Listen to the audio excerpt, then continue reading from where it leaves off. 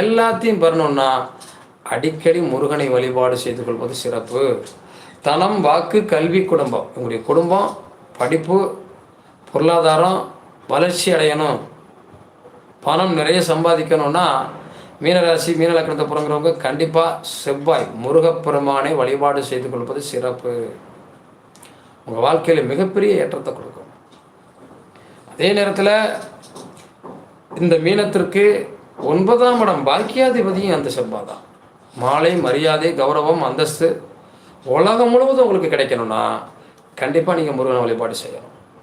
இந்த வழிபாடு தான் உங்களை வாழ்க்கையில் பெரிய இடத்துக்கு கொண்டு போகும்.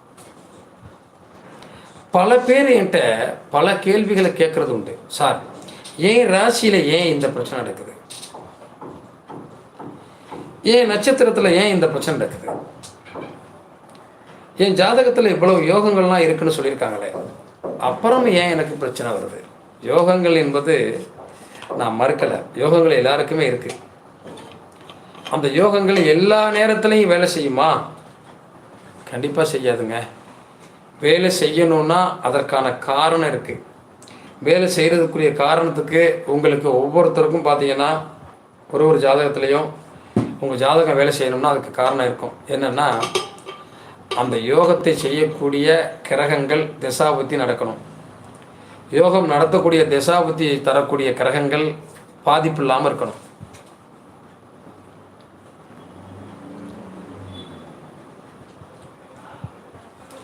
இப்போ எனக்கு வந்து சசமகா யோகம் இருக்குது, ரிஷப யோகம் இருக்குது, சந்திரமங்கல யோகம் இருக்குது, குருமங்கல யோகம் இருக்குலாம் சொல்லுவாங்க.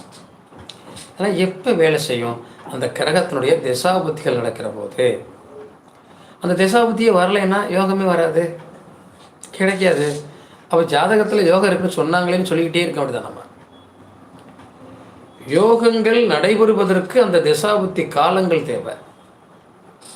ஆனால் சில நேரங்களில் பித்ருக்கள் தோஷங்களால் அல்லது முன்னோர்களின் சாபங்களால் பாதிக்கப்பட்டவர்களுக்கும் இந்த யோகங்கள் வேலை செய்வதில்லை.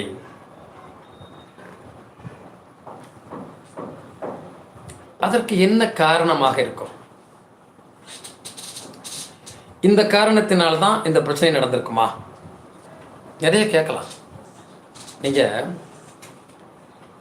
கடன் வருது, இந்த கடனை முருகன் தான் அடைச்சார் அப்படின்னு சொல்கிறாங்க. முருகன் கோயிலுக்கு போனால் அடைஞ்சிரும் அப்படின்னு சொல்கிறாங்க. எதனால் சொன்னாங்க? முருகன் ஆலயத்தை கட்டுகிறார்கள், எழுப்புகிறார்கள். கடன் வாங்கி ஒரு புலவர் கட்டுறார்.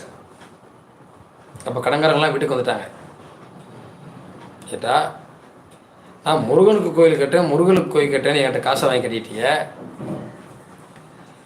இப்போ என் கடனை எப்போ தரப்போகிற அப்படின்னு இவரையும் திட்டுறாங்க, முருகனையும் திட்டுறாங்க.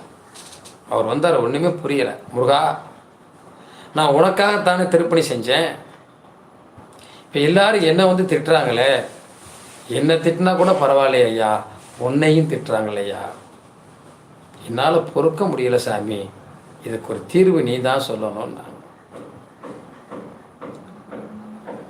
முருகன் அப்போது கனவுல தோண்டி சொல்கிறாரு, இந்த இடத்துல பணம் இருக்குது, அதை எடுத்துக்கொண்டு அந்த கடனெல்லாம் கொடுத்துறாரு. இங்கே போய் பார்க்குறாங்க, என் பணம் இருக்குது, எடுத்துக்கொண்டு கடன் அடைச்சிட்டாங்க. அப்போ திருப்பணிகள் நடந்துக்கிட்டு இருக்கு. அப்போது அந்த வேலை பார்க்குறவங்களுக்கு காசு கொடுக்க முடியல. இப்போ இவங்க என்ன செஞ்சாங்க?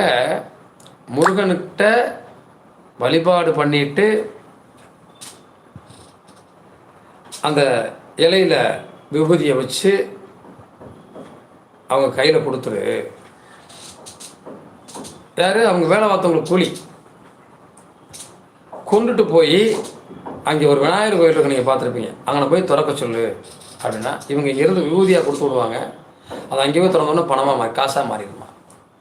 எப்படியெல்லாம் முருகன் சித்து விளையாட்டு செய்தான் அப்படின்னு சொல்லுவாங்க.